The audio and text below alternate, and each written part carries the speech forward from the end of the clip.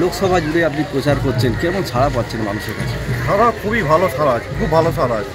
কারণ মানুষ দেখছে সমাজে কি ঘটতে চলেছে, সেটা দেখছে মানুষ।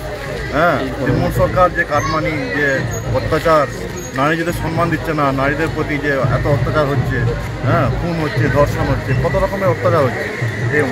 হ্যাঁ, এবং যে কোনো ডিপার্টমেন্টে আপনি খোঁজ নিয়ে দেখুন, সবেতেই 2 নম্বরই আছে, কোনো ফ্রেশভাবে কাজ হচ্ছে না। মানুষ আজ বিতর্ষত হয়ে গেছে, তাই তৃণমূলকে একটা ভোটও দেবে না কেউ, মিলিয়ে নেবেন, একটা ভোটও দেবে না। সমস্ত ভোট নরেন্দ্র দামোদর মোদী যে কাজ করছেন, সে কাজে খুব আনন্দিত এবং দেশকে নিরাপত্তা দিচ্ছেন এবং সুরক্ষা রাখছেন। জনগণ খুব নিশ্চিন্তে আছে। ওর জন্যই আজ নরেন্দ্র দামোদর মোদী হাত শক্ত করার জন্য সমস্ত মানুষ মুখিয়ে আছে। কখন বলবে কি একটাই, এই যে অত্যাচার হচ্ছে, অত্যাচার বন্ধ হবে, এই দুর্নীতি হচ্ছে, দুর্নীতি বন্ধ হবে, মানুষের কল্যাণ হবে, উন্নতি হবে।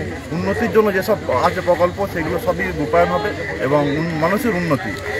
সবচেয়ে বড় সমস্যা যে কর্মসংস্থান, সেই বিষয়ে কি মানুষের কাছে বলছেন?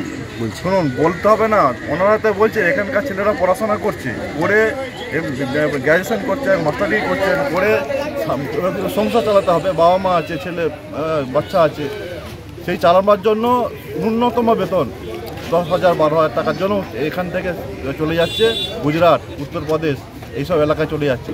সেখানে কাজ করছে, করে নিজের খরচা চালিয়ে যেটুকু পারছে এখানে আনছে।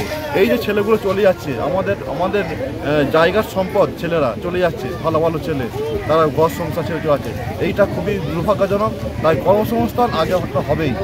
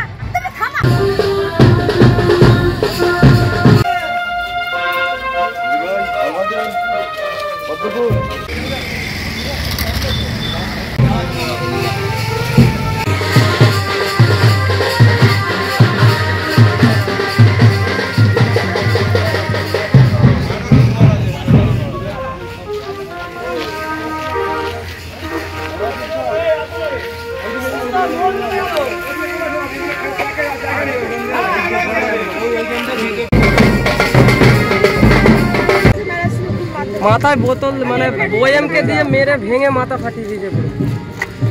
উত্তরটা ইভিএমে দাও, জবাবটা যোগাযোগ রাখবেন, যোগাযোগ রাখবেন, ঠিক আছে? উত্তর আপনিই দেবেন, ঠিক আছে? আপনি উত্তর দেবেন, জবাবটা আপনি দেবেন।